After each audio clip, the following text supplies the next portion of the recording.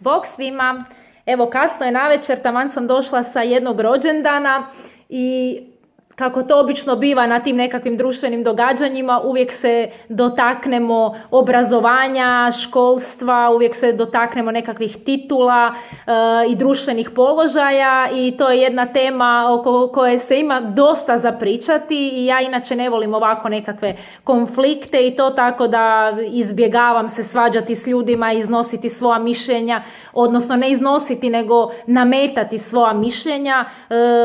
Mislim, već sam pričala u jednom videu oko toga koliko su mišljenja zapravo precijenjena, jer na kraju krajeva svako vidi stvari iz svoje perspektive, tako da ja ću danas isto pričati šta mislim o toj temi iz svoje perspektive.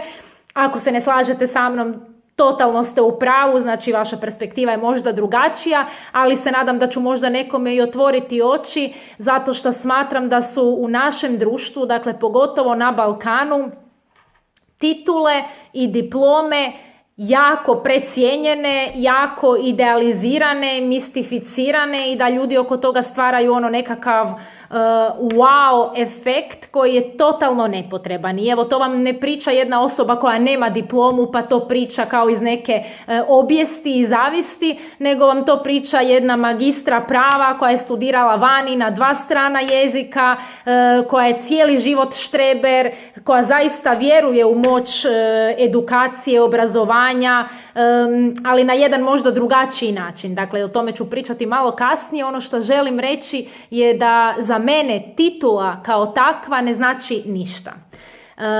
Za mene jedino što ima težinu i nekakvu vjerodostojnost je rezultat. Dakle, rezultat koji potvrđuje da osoba je primijenila ono znanje koje je naučila da bi dobila diplomu. Na primjer, naše društvo idealizira liječnike od pamtivijeka. Mislim da pogotovo stariji ljudi kad im kažete doktor mi je rekao to i to je kao da je dragi Bog rekao amen i nema više. Ja često čujem kako doktori preporučaju ljudima šta jest, šta ne jest, na primjer pogotovo ovi starijeg kova, teško im je prihvatiti da danas postoje nekakvi dodaci prehrani koji mogu biti zdravi, koji mogu biti nekakvi koji mogu olakšati svakodnevnu prehranu i način života. I onda ja vidim da takvi doktori kritiziraju takve stvari, a sami imaju 20 kg viška i očigledno je da ne znaju o prehrani. Niti su se oni educirali, jer za to su educirani, na primjer, nutricionisti. Doktori su kroz faks učili kako dijagnosticirati bolest, koji lijek pripisati, kako bi tu bolest eliminirali ili zadržali na istoj razini. Tako da ja općenito slušam samo ljude, bez obzira koje su struke, ako mi pokažu da imaju rezultat. Znači, ako bi ja vidjela, da se ne bi sada liječnici uvrijedili, ako bi ja vidjela liječnika koji je zaista fit, vitalan, odiše zdravom energijom, super izgledom i on mi priča o prehrani ili o čemu god, onda bi ja rekla super, tebi vjerujem, ti očigledno vodiš takav način života, pokazuješ primjerom da je to ok.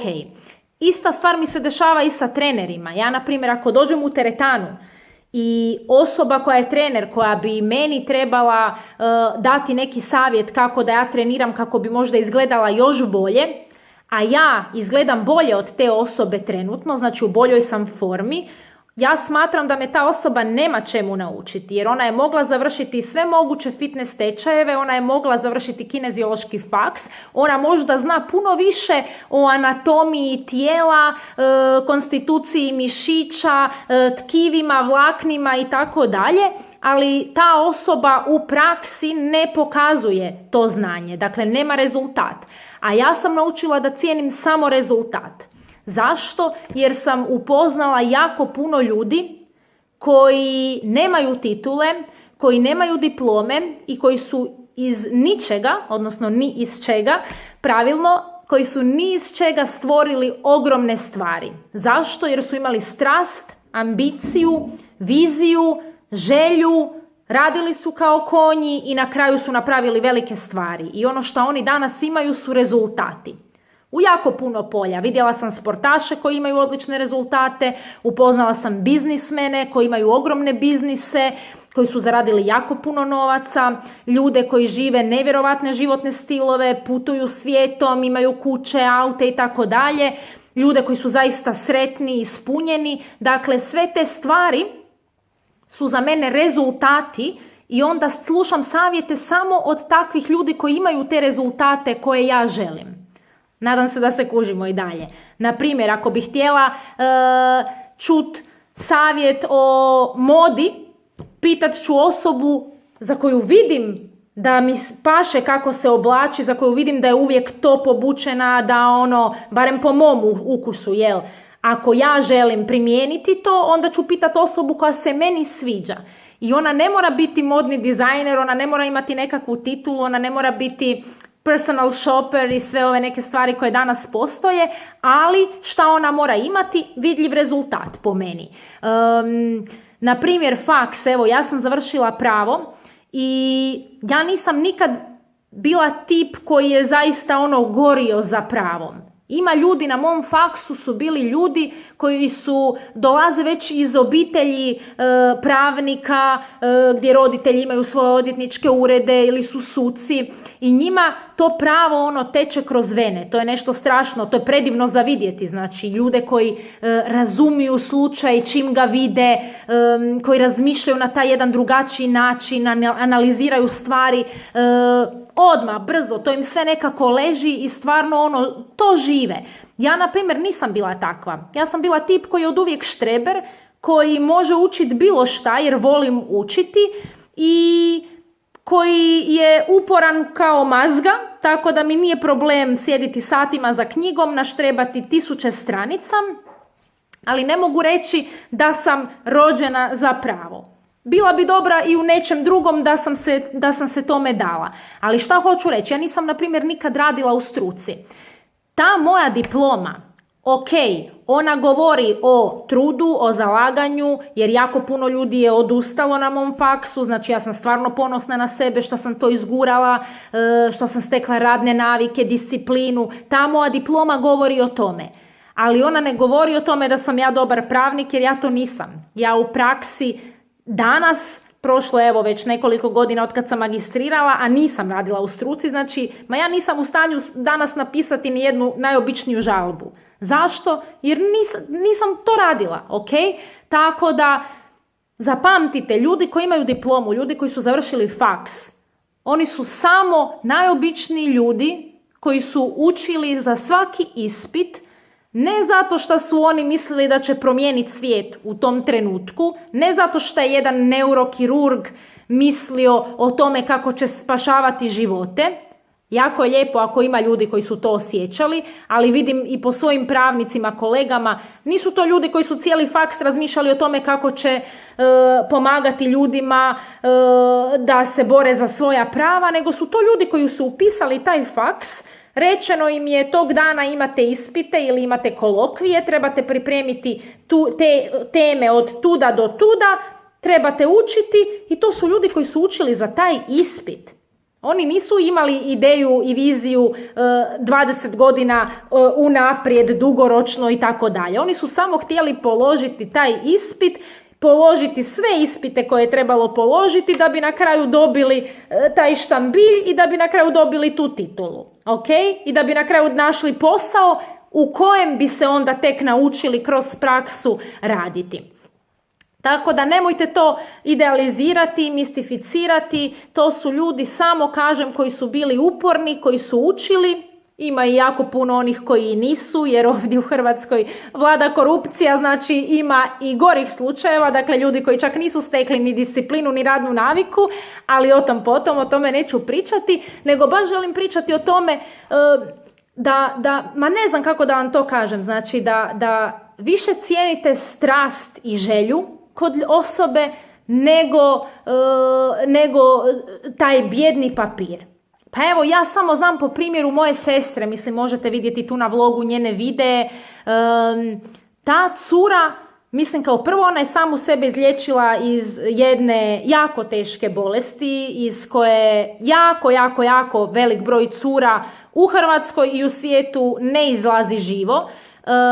I ona je sebe izliječila sama. Znači, po meni to je već jedan rezultat. Okay? Cura ima znanje, cura ima iskustvo. Iskustvo je još bitnije od znanja. Cura definitivno ima o čemu pričati.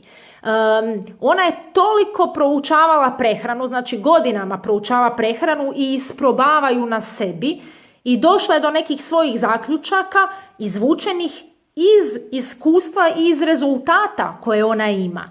I sada ona ne treba imati faks, nutricionizam, titulu da bi ona mogla drugima nešto govoriti. Ako ona to govori iz svog iskustva, ljudi koji žele njen rezultat će nju poslušati. To je po meni logično. Tako da evo, ja na primjer možda ne znam toliko o pravu, ali ja obožavam modu. To ste vidjeli vjerojatno videe, obožavam modu i nisam nikad se školovala u tom pogledu, ali ja to od malena nekako osjećam, ja to znam, ja kužim materijale, teksture, trendove nekako, ajde bilo bi glupo sad reći mogu ih predvidjeti, ali stvarno vidim u kojem smjeru nešto ide, jako brzo prihvaćam trendove, ne treba mi dugo, ljudima obično krene, ne znam, kad su se počele nositi ima možda jedno 5-6 godina opet u špic cipele. Ja znam, svim mojim frendicama je to bilo ajme, bljak, koma, jer su se cijelo vrijeme nosile okrugle. Užas, ja to neću nikad. Meni je to nekako odmah bilo, wow, super, može, ja hoću. 2 godine nakon su tek i one počele nositi.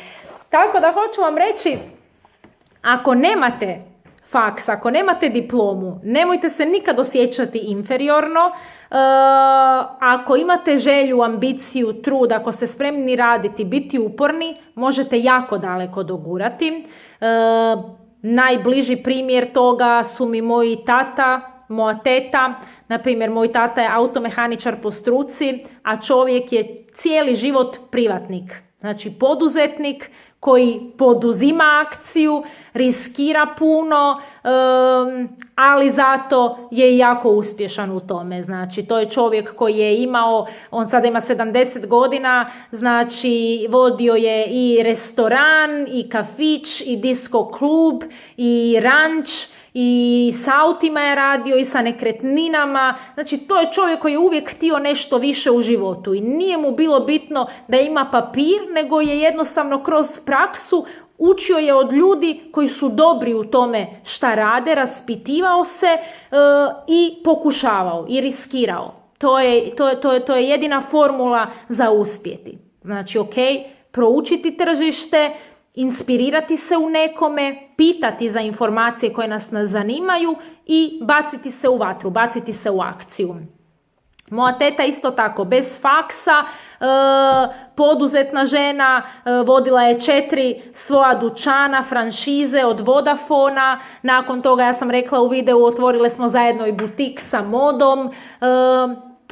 Takvi sklopovi ljudi, takvi mentaliteti, pazite, oni nikad u životu ne mogu propasti. Oni su, jer ne da ne mogu propasti, nego oni, i ako padnu, oni se dočekaju na noge. Oni su kao mačke, zato što imaju vještine, imaju strast, spremni su riskirati i njih gdje god da baciš, oni će se nekako snaći. I to, mislim da to je puno bitnije i da bi se to čak trebalo učiti ljude, djecu u školstvu, jer to je puno bitnije od nekakvih gluposti, praznih informacija kojima nas bombardiraju i koje kao moramo znati, a kasnije ti ništa živo ne koriste u životu.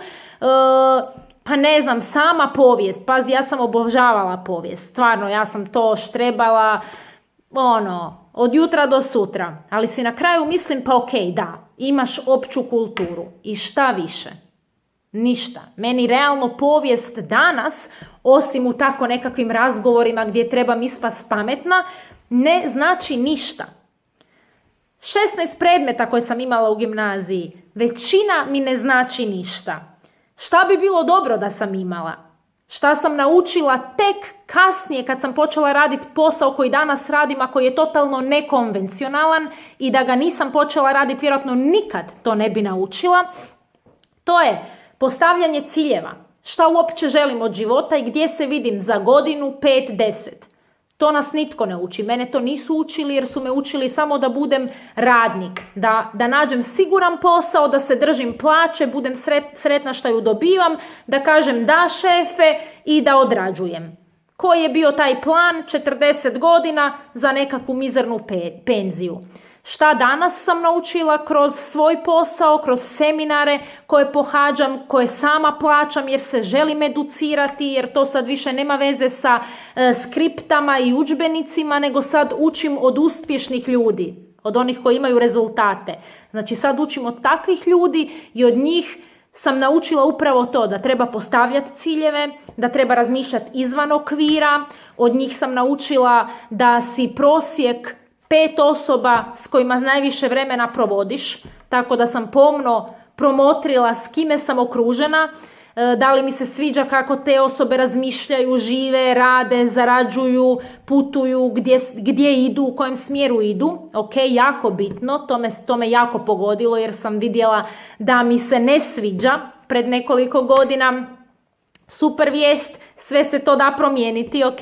Kad poželimo, onda nađemo ljude koji nam se sviđaju i koji se uklapaju u tu našu viziju i počnu se odmah osjećati promjene i napredak. Naučila sam jako puno toga, ne znam šta bi još trebalo biti u školstvu. Pa evo, spominjala sam prehranu. Zašto ne? Pa ljudi ne znaju jesti. Ljudi danas ne znaju jesti. Ljudi nisu svjesni da je hrana naš izvor energije. Ljudi nisu svjesni da se bez kvalitetnih nutrijenata ne može živjeti. Ljudi nisu svjesni da se naše kompletno tijelo izgrađuje i regenerira od onoga šta jedemo. Zato se ne kaže bez veze ono si šta jedeš. Nisu svjesni da mogu spriječiti bolesti kroz prehranu, da se mogu izliječiti kroz prehranu. Nisu svjesni da mogu dočekati totalno drugačiju starost, jer možemo vidjeti jako puno primjera osoba od 70-80 godina, s jedne strane ljudi koji su pazili na sebe, vježbali, hranili se zdravo, i s druge strane osobe koje su jednostavno, koje tome nisu pridavale važnost, izgledaju totalno drugačije, osjećaju se totalno drugačije. Dakle, to je po meni jedan predmet koji bi bio koristan, ok?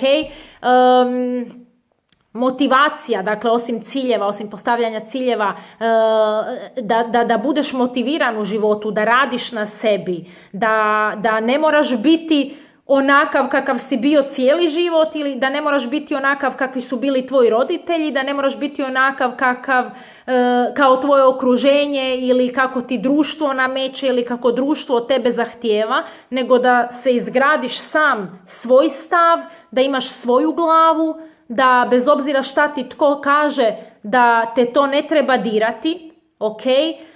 Ljudi su danas previše povodljivi. Joj, to rade svi pa ću i ja, a ne znam zašto. Pa ne, pitaj se zašto to radiš. Pitaj se da li se tebi sviđa kako ti svi žive, u kojem smjeru oni idu. Ako se tebi to ne sviđa, pa ideš po svom.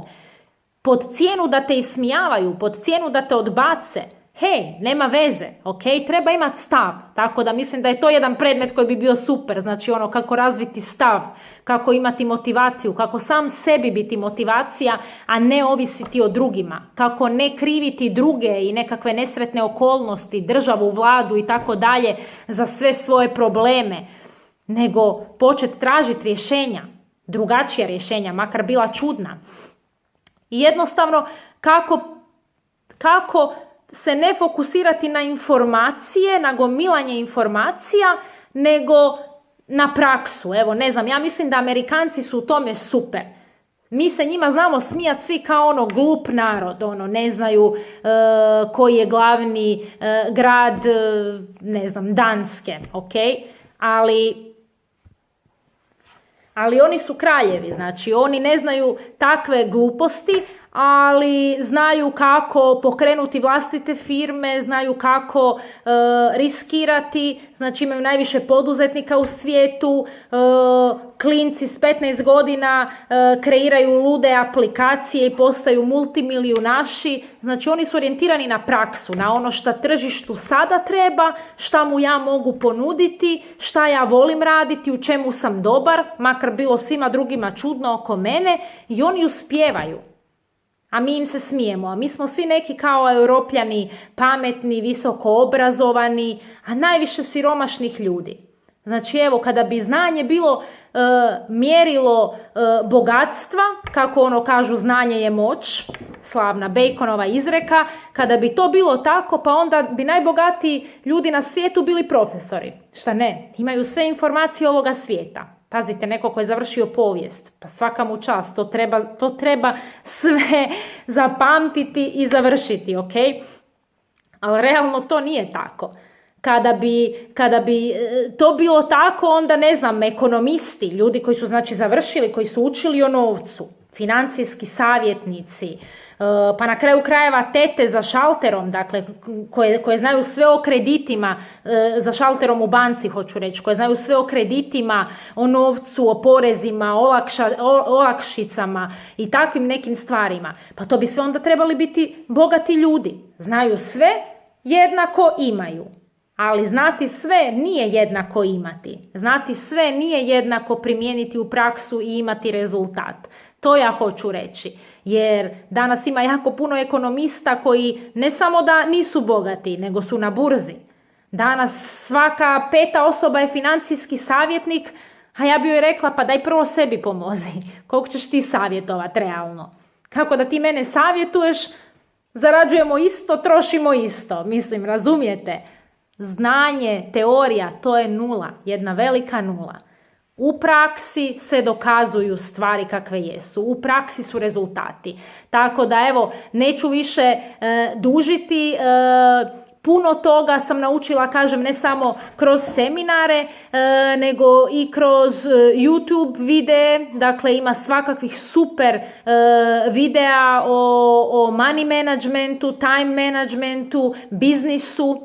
Uvijek pazite da kad slušate da to budu ljudi koji su uspješni u biznisu ili u područjima koji vas zanimaju, i jedna super knjiga koju vam mogu preporučiti, koja može upravo promijeniti taj način razmišljanja, zašto titula kao titula nije bitna, zašto klasično obrazovanje ne dovodi do nekakvog velikog financijskog uspjeha, koja vam može dati nekakvu motivaciju da možda počnete drugačije načine zarade tražiti, da postanete poduzetni, je Bogat otac, siromašan otac od Roberta Kiyosakija. Okay? Piše se Kyossaki.